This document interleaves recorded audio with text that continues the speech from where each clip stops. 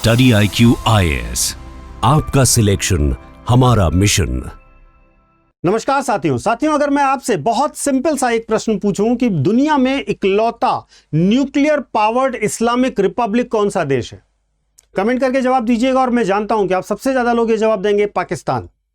लेकिन अगर किसी संप्रभु परमाणु शक्ति और यूनाइटेड नेशंस सिक्योरिटी काउंसिल के परमानेंट मेंबर को दुनिया के मंच पर सरेआम पहला इस्लामिक न्यूक्लियर स्टेट कहा जा रहा हो, तो क्या इस बात को सिर्फ एक राजनीतिक बयान मानकर नजरअंदाज किया जा सकता है? साथियों, हाल ही में इजराइल के प्रधानमंत्री बेंजामिन नेतन्याहू ने यूनाइटेड किंगडम को औपचारिक रूप से नहीं बल्कि एक सोची समझी कूटनीति के चाल तहत इस्लामिक रिपब्लिक ऑफ ब्रिटेन कहकर के संबोधित किया है। और बात यहीं तक रुकी नहीं दोस्तों, उन्होंने ब्रिटेन के न्यूक्लियर आर्सेनल को ईरान की न्यूक्लियर थ्रेट के साथ एक ही तराजू पर रख करके बोला है। और यहां पर इसके कारण दो बड़े रणनीतिक प्रश्न खड़े होते हैं। पहला प्रश्न यह है कि क्या ब्रिटेन वास्तव में किसी अभूतपूर्व संवैधानिक या डेमोग्राफिक ट्रांसफॉर्मेशन के मुहाने तक पहुंच चुका है? इसको लेकर के बहुत ही महत्वपूर्ण लोगों के वक्तव्य हैं। या दूसरा महत्वपूर्ण प्रश्न यह है कि क्या यह फिर गजा युद्ध और फिलिस्तीन की मान्यता के साथ साथ लंदन और तेल अवीव के बीच में टूटते हुए ऐतिहासिक गठजोड़ का जियोपॉलिटिकल रिटेलिएशन है?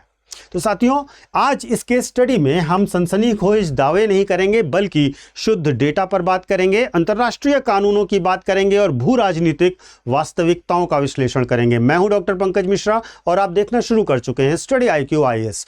शेयर कर लीजिएगा और लाइक कर लीजिएगा। महत्वपूर्ण रूप से हाल ही में एक इजरायली पॉडकास्ट में नेतन्याहू ने 1967 के 6 डेज वॉर का जिक्र किया। उन्होंने विंस्टन चर्चिल, जो यूके के प्राइम मिनिस्टर रहे हैं, उनके बेटे रुडोल्फ चर्चिल की इजराइल समर्थक रिपोर्टिंग की जमकर तारीफ की और फिर आज की ब्रिटिश मीडिया और ब्रिटिश सरकार की तुलना करते हुए एक व्यंग किया। उन्होंने कहा इस्लामिक रिपब्लिक ऑफ ब्रिटेन, और उन्होंने इसके साथ साथ जो जोड़ा वो बहुत महत्वपूर्ण है। उन्होंने यह भी कहा कि परमाणु हथियार हासिल करने वाला पहला इस्लामिक देश ब्रिटेन हो सकता है, लेकिन इजराइल यह सुनिश्चित करेगा कि मिडिल ईस्ट में ईरान ऐसा दूसरा देश ना बने। देखिए साथियों, कूटनीति में शब्दों का चयन कभी भी एक्सीडेंटल नहीं होता। नेतन्याहू ब्रिटेन के संविधान से अनजान नहीं है। यह टिप्पणी ब्रिटेन के संवैधानिक ढांचे पर थी भी नहीं, बल्कि यह उसकी विदेश नीति की स्वायत्तता पर एक डिप्लोमेटिक ऑफेंसिव अटैक था। यह मुहावरा जो इन्होंने कहा कि यह इस्लामिक रिपब्लिक ऑफ ब्रिटेन बन रहा है, वास्तव में अगर हम देखें तो यह शब्द आता कहां से है? यह शब्दावली इनकी मौलिक खोज नहीं है। सबसे पहले जुलाई 2024 में नेशनल कंजर्वेटिव कॉन्फ्रेंस में जेडी वॉन्स ने इस शब्द का प्रयोग किया था, इस टर्मिनोलॉजी का प्रयोग किया था, और उन्होंने इसे लेबर पार्टी और इमिग्रेशन की नीतियों पर तंज करने के लिए एक पॉलिटिकल जोक के रूप में पेश किया था।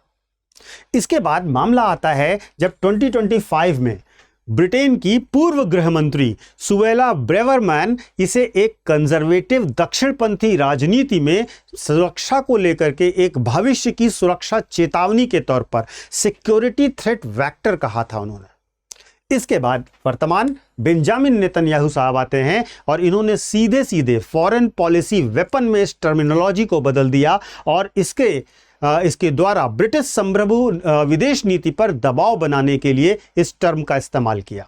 जो शुरुआत इस टर्मिनोलॉजी की केवल घरेलू चुनावी राजनीति का एक शिगुफा थी, वह वास्तव में आज अंतर्राष्ट्रीय रणनीतिक ब्लैकमेल का रूप ले चुकी है और उस तरह से प्रयोग की जा रही है। लेकिन प्रश्न यहां पर यह उठता है कि क्या वास्तव में यह ग्राउंड रियलिटी है? क्या ब्रिटेन में इतना बड़ा डेमोग्राफिक शिफ्ट हो रहा है या पावर शिफ्ट हो रहा है? इसको समझने के लिए हमें डेटा पर जाना पड़ेगा साथियों। डेटा के बिना कोई भी चीज क्लियर नहीं होती। तो आज अगर हम देखें तो पूरे ग्रेट ब्रिटेन में मुस्लिम आबादी है लगभग 6%, 6%, और यानी कि अगर हम कहें तो हर 16 से 17 नागरिकों में एक व्यक्ति मुस्लिम धर्म को मानता है, इस्लाम को मानता है। प्यू रिसर्च के अनुसार 2050 तक यह आबादी बढ़कर हो जाएगी 17%, और यह जो इन्होंने डेटा दिया है यह एक मॉडल आधारित प्रोजेक्शन है, कोई ऐसा अटल सत्य नहीं है। और 17% हो भी जाए तो इसका अर्थ यह नहीं होता कि जो 83% बचे हुए लोग हैं उन पर 17% की आबादी हावी हो जाएगी। डेमोग्राफिक बदलाव जो होता है साथियों, वह एक समाजशास्त्रीय तथ्य हो सकता है, लेकिन इसे संवैधानिक तख्ता पलट बता देना किसी भी तरीके से एकेडमिक और रणनीतिक तौर पर एक भ्रामक तथ्य है। अगर हम ब्रिटेन की आज की राजनीतिक स्थिति को देखें तो वहां पर संसदीय लोकतंत्र पूरी तरह से काम कर रहा है, कॉन्स्टिट्यूशनल मोनार्की है, ब्रिटिश कॉमन लॉ पूरी तरीके से वर्केबल है और एस्टैब्लिश्ड है, कोई शरिया लॉ के अंतर्गत कानून नहीं हो रहा है और किंग चार्ल्स III अभी भी हेड बने हुए हैं। तो साथियों, एक गंभीर विश्लेषक के तौर पर हमें दो एक्सट्रीम जो हैं उनसे बचना चाहिए। पहला एक्सट्रीम यह है कि यह मान लेना कि लार्ज स्केल इमिग्रेशन से हाउसिंग, सोशल कोहेजन और नेशनल आइडेंटिटी पर कोई असर नहीं पड़ता। हम ऐसा नहीं मान सकते। जब इमिग्रेशन बढ़ता है तो निश्चित तौर पर सब पर असर पड़ता है, हाउसिंग पर भी, सोशल कोहेजन पर भी। लेकिन एक दूसरा एक्सट्रीमिज्म है, उसको भी हमें ध्यान देना चाहिए कि 4 मिलियन ब्रिटिश नागरिकों को एक मोनोलिथिक रेडिकल ग्रुप के तौर पर अगर चित्रित किया जा रहा है तो यहां पर गंभीर प्रश्न उठता ही है। और यहां पर 3 कॉन्सेप्ट्स हमें बहुत क्लियरली समझने होंगे।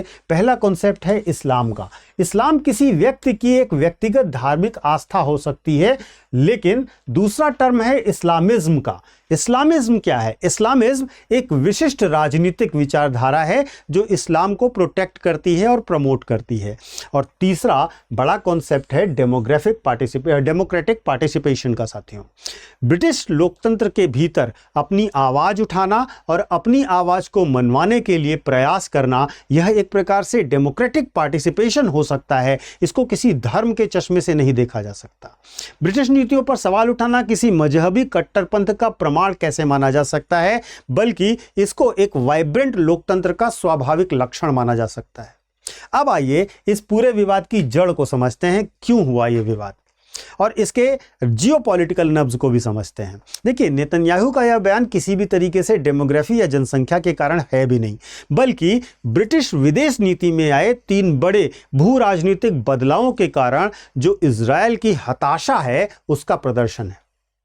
वास्तव में हुआ क्या क्या समझिएगा, स्टेप बाय स्टेप समझते हैं। सितंबर 2024 की बात है जब ब्रिटेन ने अंतर्राष्ट्रीय मानवीय कानून के उल्लंघन के जोखिम का हवाला देते हुए इजराइल को लगभग 30 आर्म्स एक्सपोर्ट लाइसेंस जो थे वो सस्पेंड कर दिए। दूसरा जो बड़ा मुद्दा हुआ वो हुआ मई 2025 में, और मई 2025 में नेतन्याहू सरकार के प्रस्तावित फ्री ट्रेड एग्रीमेंट की वार्ताओं को ब्रिटेन ने फ्रीज कर दिया। तीसरा इवेंट महत्वपूर्ण होता है सितंबर 2025 में जब यूनाइटेड किंगडम ने औपचारिक तौर पे स्टेट ऑफ पैलेस्टीन को मान्यता प्रदान कर दी। नेतन्याहू इसी के प्रति नाराज हैं और उन्होंने वास्तविक संदेश जो दिया वो डेमोग्राफी नहीं बल्कि एक बड़ा कूटनीतिक आक्षेप लगाया। ब्रिटेन इजराइल की नीतियों का विरोध इसलिए नहीं कर रहा क्योंकि तेल अवीव गलत है। उनका मानना है, नेतन्याहू का मानना है कि ब्रिटेन इजराइल की नीतियों का विरोध इसलिए कर रहा है क्योंकि ब्रिटेन अब ब्रिटिश नहीं रहा। अब महत्वपूर्ण रूप से इस बात को अगर हम एनालाइज करके कहें तो एक तरीके से यह एक क्लासिकल स्ट्रेटेजिक डिफ्लेक्शन है। साथियों, जब आपकी नीतियां, आपका सबसे पुराना सहयोगी ही खुद सवालों पे उठाने लग जाए, खुद उस पर प्रश्न उठाने लग जाए और आपसे अपने आप को अलग करने लग जाए, तब आप उसके घरेलू ताने बाने पर सवाल उठाना शुरू कर देते हैं। ये एक बहुत क्लियर और बेसिक पुराना अपनाया हुआ एजेंडा तरीका है। साथियों, ब्रिटिश सरकार ने क्या प्रतिक्रिया दी? ब्रिटिश सरकार ने कहा कि यह कंप्लीटली अनएक्सेप्टेबल है और उन्होंने इसके लिए औपचारिक तौर पर राजनयिक विरोध भी दर्ज करा दिया। लेकिन सबसे महत्वपूर्ण प्रतिक्रिया कहां से आती है? सबसे महत्वपूर्ण प्रतिक्रिया आती है ब्रिटेन के प्रोग्रेसिव जूइश लीडर्स की तरफ से।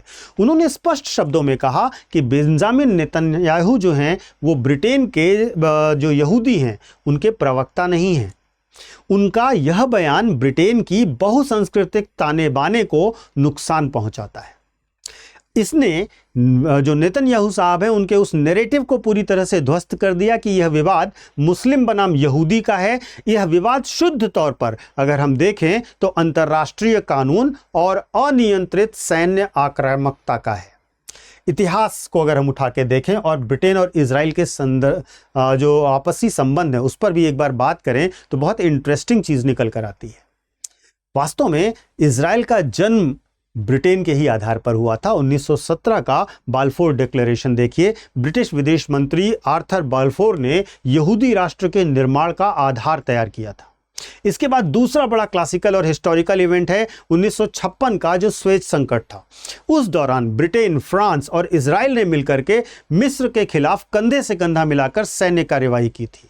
वास्तव में कल तक जो ब्रिटेन इजराइल के अस्तित्व के लिए सबसे बड़ा गारंटर हुआ करता था, हिस्टोरिकल गारंटर हुआ करता था, आज उसी ब्रिटेन की लोकतांत्रिक वैधता पर इजराइल के प्रधानमंत्री क्वेश्चन मार्क लगा रहे हैं। यथार्थवादी राजनीति इसी को कहते हैं दोस्तों, क्योंकि यथार्थवादी राजनीति जो रियलिस्टिक जियोपॉलिटिक्स होती है उसका एक शाश्वत नियम है। नियम क्या है कि राष्ट्रों के ना तो स्थायी मित्र होते हैं और ना ही स्थायी शत्रु। स्थायी होते हैं तो केवल और केवल उनके नेशनल इंटरेस्ट, वो सब कुछ नेशनल इंटरेस्ट के हिसाब से डिसाइड करते हैं। तो साथियों इस सारे कमेंट और उसकी एनालिसिस के बाद क्या निष्कर्ष निकलता है? क्या ब्रिटेन में इस्लामिक रिपब्लिक बन रहा है? तो उत्तर है बिल्कुल नहीं।